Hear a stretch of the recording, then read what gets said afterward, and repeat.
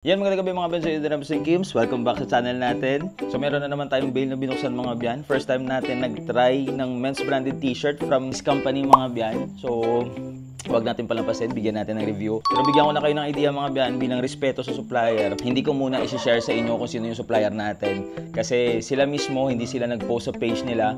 Kasi dalawang bail lang yung dumating mga biyan. So swerte tayo, nakakuha tayo ng isang bail. Ganyan yung ginagawa natin mga biyan. Pag may dumating na bago sa bodega, isa lang yung muna yung tinatry natin. Kasi kung pangit yung bail, hindi mo na mababalik yan mga biyan. So ito, sa awa ng Diyos, okay. Again, ilalagay ko dyan mga biyan na vintage branded t-shirt yung nakalagay. Pero based on nabuksan natin, limited lang yung vintage, ilan lang. Tapos hindi pa mabisa. Pero yun nga, branded lahat mga biyan, yung mga nakuha natin. I-flex ko lang sa inyo, bigyan ko lang kayo ng feedback. Kasi yung in-upload natin kahapon, more on flex lang eh. Ngayon, yung gagawin natin, update ko kayo kung ilang peraso, kung ano yung mga size na nandito, kung ano yung mga damit na nandito mga biyan. So tara, samahan nyo ako. Unahin na natin to mga biyan. Ito yung mga pangbata at saka pangbabae. Marami tayong nakuha Harley Davidson ng mga tank tops or sando. Kaso pangbabae mga biyan. So sayang. Yung panglalaki sana paldo tayo. Ito yung mga kasamang pambabae yung bail. So yun na. Idea ng mga biyan. Yung kasama, yung laman ng bail is mix. May pambabae, may panglalaki. Pero more on panglalaki talaga mga biyan. Tapos may mga pambata pa ata. Ito yung mga pambabae natin. Ito kung panglalaki lang to, goods na goods sana. Pero okay lang. Marami rin naman tayong minors na babae. So goods lang yan.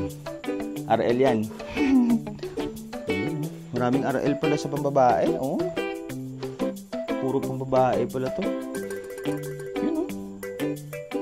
Pangbabae at saka pangbata. Ito, gold tag pa. Small, pambabae. So yun na. Puro RL pala to.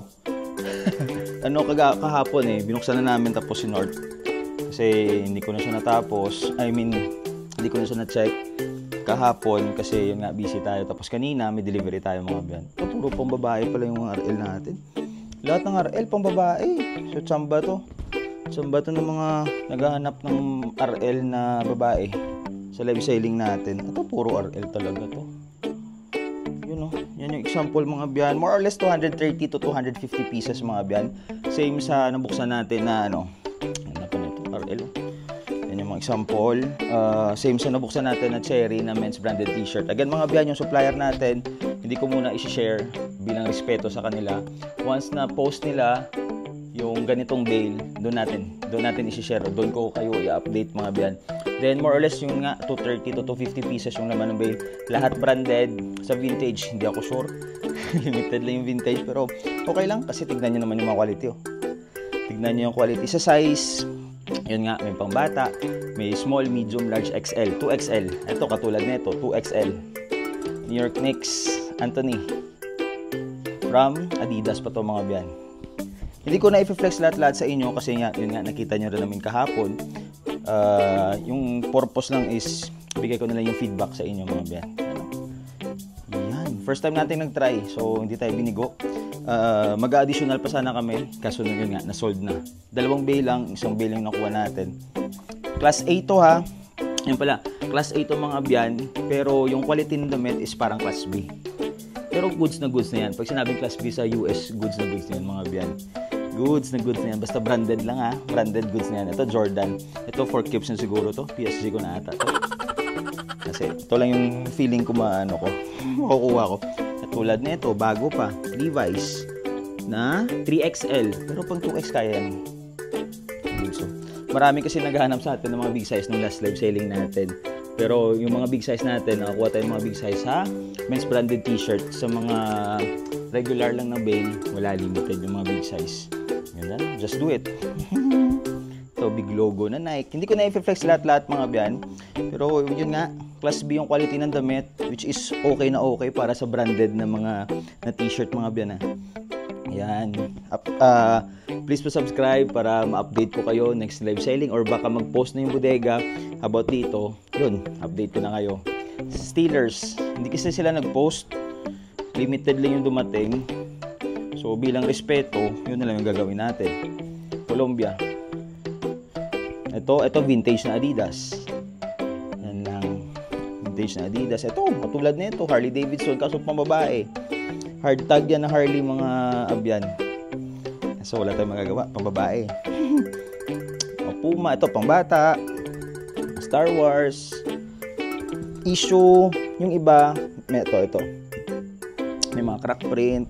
Yung iba naman okay na okay pa. Para sa amin okay na ito mga Ben. Yung presyo pala is nasa 14,000. Pila nga mga 14,800 no? Yung presyo pala nito from supplier mga Ben is 4,800. Pero yun nga, may shipping fee pa tayo. So naging 15,300 plus pa yung expenses, mas plus pa yung gasolina, yung bigay natin sa porter sa bus terminal para maging safety yung bail natin. So more or less nasa 15,500 mga Ben. Mahigit or palagay natin 16k. Pero para sa amin worth ba yung 16k para dito? Worth na worth mga Ben. Yung cherry nga magkano? Same din, 16k lang na ata yung cherry, yung iba nga 18k. Pero kung kami papipiliin mga Ben, dito kami mga Ben. Bakit? Malinis compare sa cherry. Yan lang yung yung cherry branded lahat. Issue nun, luma yung damit, madumi yung damit, pero dito mare-recommend ko to. Kasi yun nga lang, limited. Unlike sa cherry, ilang bail ba ng cherry dumating last month? 150 bales. So imagine 150 bales, mga ilang pirasong damit yan. Higit ilang libong damit yan na branded. So, syempre, hindi nila ma-make sure yung quality ng damit. Although, yun nga, doon ka tayo makakuha ng mga Carhartt. Dito, wala tayong nakuha ng Carhartt, pero goods na kami dito. Goods na kami dito, mga Ben. Yan, oh. Hi, Nike. Yan.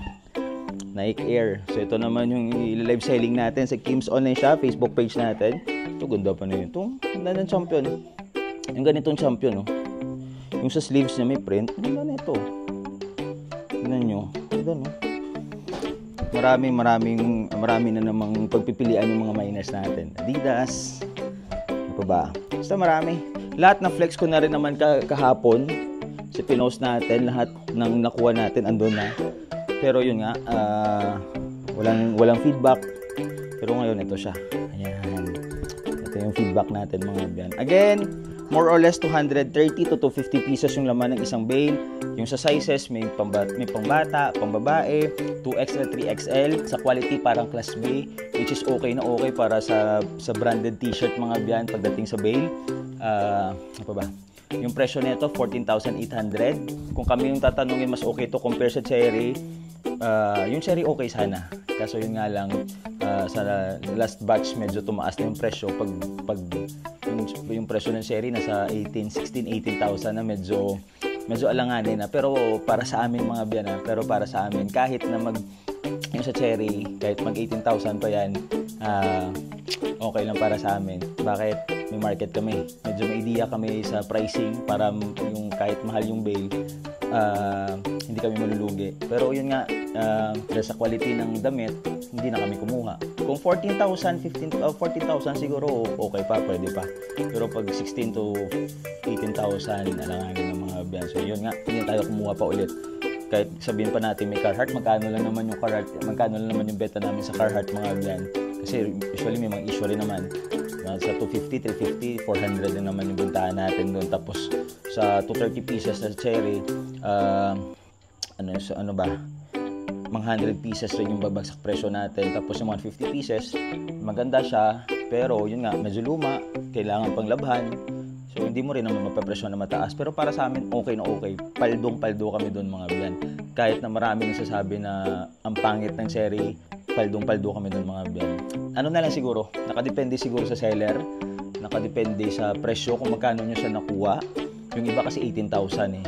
Kahit ako, pag nakuha ko siya ng 18,000 tapos hindi ko pa masyadong alam yung market ko, feeling ko mahirapan na ako. Pero based sa experience namin, based sa market namin, ako lang sasabi so paldong-paldo kami mga biyan. Kasi alam namin kung magkano namin ibenta yung lumang damit, binibenta namin 60 pesos.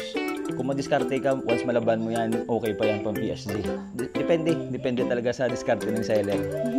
So para sa amin, sa 7 bale na nakuha namin, paldong-paldo kami doon mga biyan. So sana mga biyan, makakuha tayo ulit next time. Sana ma-post ng bodega para yun, ma-share na natin kung saan tayo kumukuha. So sana nakatulong, please like and subscribe. God bless you, for the love. Peace!